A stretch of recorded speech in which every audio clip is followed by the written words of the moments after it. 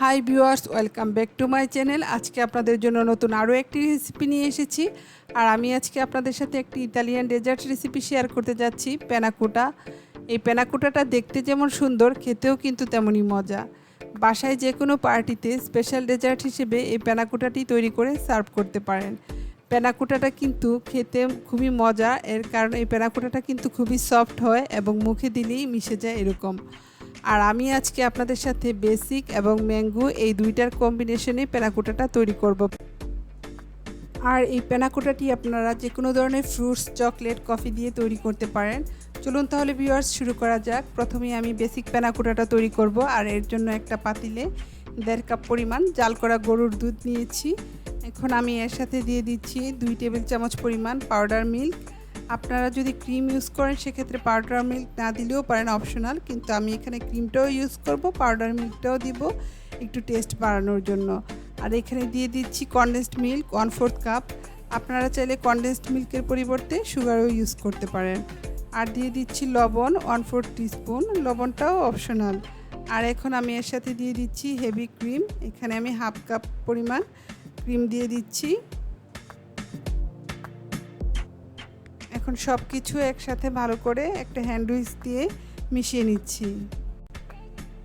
আমি আজকের এই প্যানাকোটাটা আগার আগার পাউডার ইউজ করে করব, তাই একটা বাটিতে আমি 2 চা চামচ পরিমাণ আগার আগার পাউডার নিয়ে নিচ্ছি। এখন এই আগার আগার পাউডারটা আমি 2 টেবিল চামচ পরিমাণ দুধের সাথে মিশিয়ে নিচ্ছি।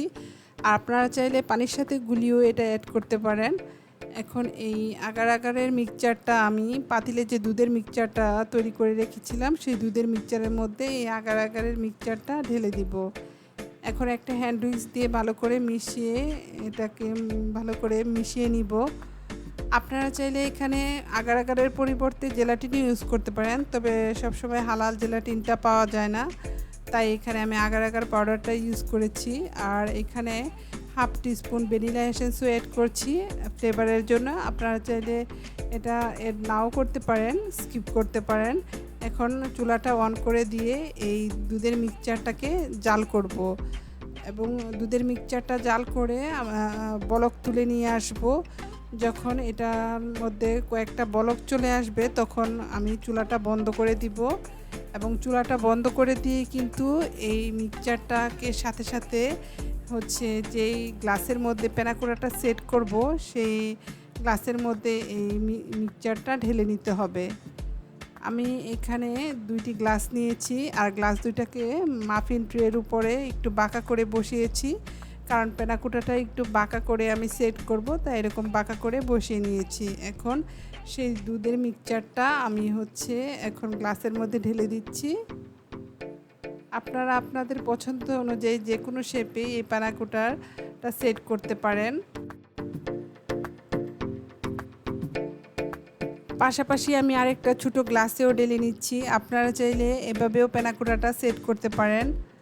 আর এখন এই প্যানাকোটাটা সেট হওয়ার জন্য একটু সময় লাগবে। আমি এখন এই প্যানাকোটাটা ফ্যানের নিচে রেখে দিব 30 মিনিটের জন্য। আপনারা চাইলে ফ্রিজেও রাখতে পারেন, ফ্যানের নিচে রাখলেও এই প্যানাকোটাটা সেট হয়ে যাবে। এখন আমি তৈরি করব ম্যাঙ্গো প্যানাকোটা। আর এই ম্যাঙ্গো প্যানাকোটা তৈরি করার জন্য আমি পাকা আম ছিলে সেই পাকা আমটা ভালো করে কনডেন্সড মিল্ক দিয়ে ব্লেন্ড করে নিয়েছি। এখন এখানে 1 কাপ পরিমাণ আমের পিউরি আমি একটা প্যানের মধ্যে ঢেলে নিচ্ছি। এখন আমি 2 টেবিল চামচ পরিমাণ ম্যাঙ্গো জুসের সাথে 1 চা চামচ পরিমাণ আগার আগার পাউডার মিশিয়ে নিচ্ছি।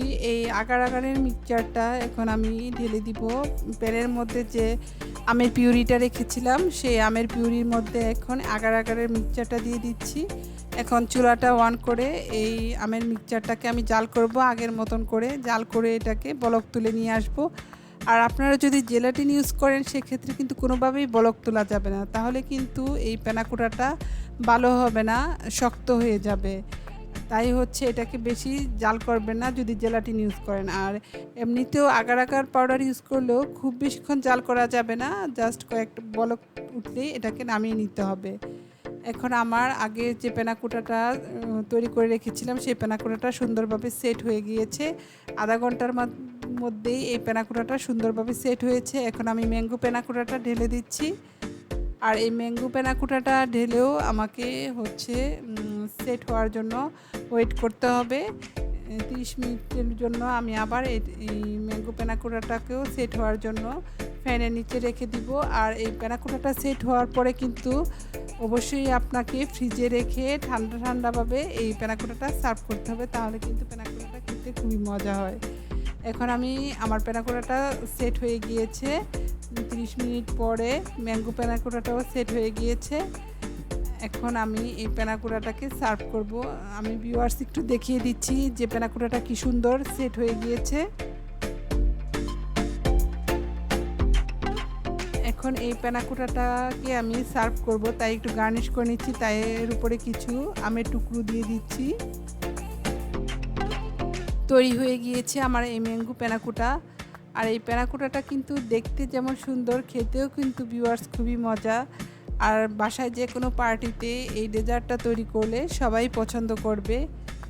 এই ডেজার্টটা কিন্তু চমৎকার একটি ডেজার্ট এবং দেখতে খুবই সুন্দর লাগে। আর আপনারা চাইলে যে কোনো শেপেই কিন্তু এই প্যানা কোটাটা তৈরি করতে পারেন। আর ভিউয়ার্স দেখতেই পাচ্ছেন আমার এই প্যানা কোটাটা কি সুন্দরভাবে সেট হয়েছে, আমি একটু দেখিয়ে দিচ্ছি।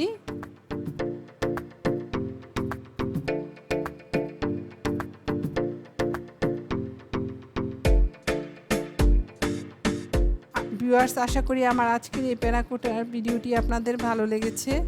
আর এই প্যানা কোটাটা কিন্তু হচ্ছে ভালো লাগার মতোই একটি ডেজার্ট, দেখতেও খুবই ভালো লাগে এবং খেতেও খুবই মজা। আমি একটু ঘুরিয়ে ফিরিয়ে দেখিয়ে দিচ্ছি যে এই প্যানা কোটাটা দেখতে কত সুন্দর হয়। এখন আমি একটু কেটে দেখিয়ে দিচ্ছি যে প্যানা কোটাটা কতটা সফট হয়।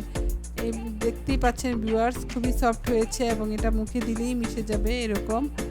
আশা করি আমার আজকের এই প্যানা কোটার রেসিপিটি ভিউয়ার্স আপনাদের ভালো লেগেছে। যদি আপনারা বাসায় ট্রাই করেন অবশ্যই আমার ফেসবুক পেজে শেয়ার করতে ভুলবেন না। আর অবশ্যই আমার চ্যানেলটি সাবস্ক্রাইব করুন, আমাকে সাপোর্ট করুন। সবাই ভালো থাকবেন। আল্লাহ হাফেজ।